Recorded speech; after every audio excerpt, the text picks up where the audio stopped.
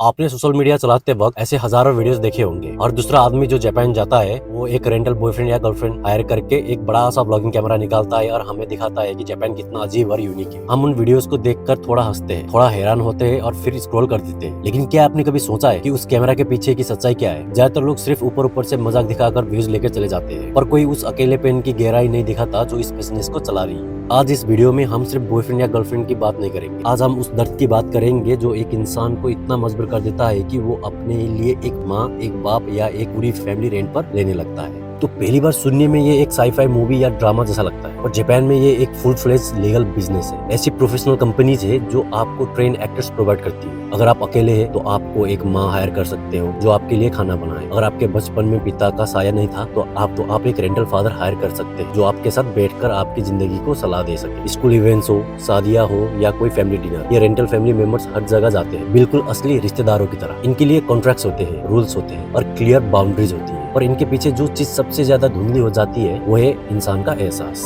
अब सवाल ये आता है कि आखिर क्यों जापान जैसी एडवांस और पावरफुल कंट्री जहां टेक्नोलॉजी और इंफ्रास्ट्रक्चर दुनिया में बेस्ट है, वहां ऐसी सर्विस की जरूरत क्यों पड़ रही है? इसका जवाब किसी एक बात में नहीं है, इसके पीछे पूरा अकेलापन और सोशल प्रेशर छुपा है। तो सबसे बड़ा कारण है एक्सट्रीम लोनलीनेस। जापान में लोग मशीन की तरह काम करते हैं, लंबे वर्किंग आवर्स और एक ऐसी सोशल लाइफ जो लगभग खत्म हो चुकी है। भीड़ के बीच में रहकर भी लोग इतने अकेले हैं कि उन्हें बात करने के लिए कोई नहीं मिलता। उनके लिए फैमिली एक सिर्फ खून का रिश्ता नहीं रही, बल्कि एक मिसिंग फीलिंग बन गई है जिसे वो किसी भी कीमत पर पाना चाहते हैं। तो इसके ऊपर से आता है सोशल प्रेशर। जापान एक डिसिप्लिन सोसाइटी है जहाँ नॉर्मल लाइफ की इमेज बनाए रखना बहुत जरूरी है। स्कूल में अगर पेरेंट्स नहीं आए तो बच्चा नीचा महसूस करेगा। शादी में अगर फैमिली कम है तो समाज ताने देगा। जिनके पास कोई नहीं होता उनके लिए ये रेंटल फैमिली एक टेम्पररी मार्क्स बन जाती है जो दुनिया को दिखा सके कि मैं भी नॉर्मल हूँ। लेकिन इससे भी ज्यादा गहरा दर्द तब होता है जब ब्रोकन फैमिलीज की बात आती है। कई लोग डिवोर्स के बाद अकेले रह जाते हैं या उनका अपने माँ बाप से कभी रिश्ता जुड़ ही नहीं पाया। उनके लिए ये रेंटल एक्टर्स सिर्फ एक रोल नहीं निभाते, वो उस खाली जगह को भरने की कोशिश करते हैं जो उनकी असली फैमिली कभी नहीं भर पाई।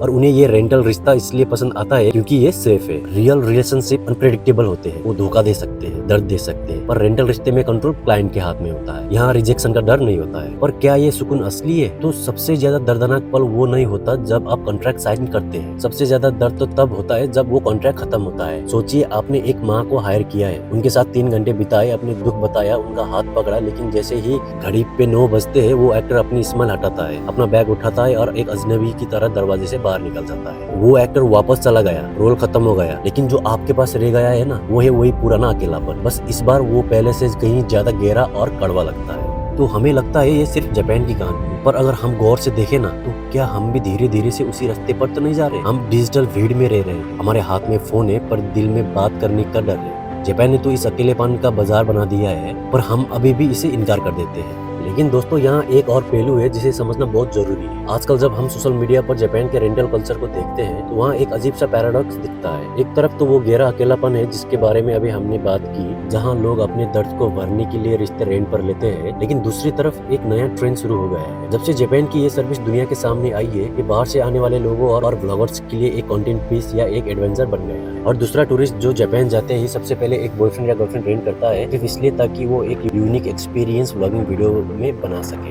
इन वीडियोस की वजह से ये पूरा कॉन्सेप्ट एक ग्लोबल ट्रेंड या मजाक जैसा लगने लगा है। हाइप इतनी बढ़ गई है कि लोग भूल जाते हैं कि ये सर्विस असल में किसी की मजबूरी को दूर करने के लिए बनाई गई थी, न कि इंटरनेट पर व्यूज बटोरने के लिए। इस हाइप ने असलियत पर एक पर्दा डाल दिया है। हम व्लॉग्स में तो देख लेते हैं कि मैंने जापान में गर्लफ्रेंड रेंट की, और हमें लगता है कि ये सब कितना कूल या अजीब है, पर हम वो लाइन क्रॉस नहीं कर पाते जहाँ हमें दिखे कि ये बिजनेस किसी की रियल लाइफ इमोशनल जरूरत से निकला था। तो शायद सच्चाई इन दोनों के बीच में कहीं छुपी है। कुछ के लिए ये सिर्फ एक ट्रेंड है, एक वीडियो का टॉपिक है, पर कुछ के लिए ये उनकी जिंदगी की वो आखिरी उम्मीद है जो उन्हें टूटने से बचाती है। दोस्तों रेंटल फैमिली कोई टेक्नोलॉजी का मिरेकल नहीं है, ये एक सिग्नल है कि मॉडर्न दुनिया में हम जिंदा तो है पर शायद जुड़े हुए नहीं है। अगर हमें प्यार और केयर के लिए भी पैसे देने पड़े तो समझ लीजिए कि हमारा इमोशनल इंफ्रास्ट्रक्चर कमजोर हो चुका है। तो मैं चाहता हूँ कि ये वीडियो सिर्फ एक वीडियो बनकर ना रह जाए।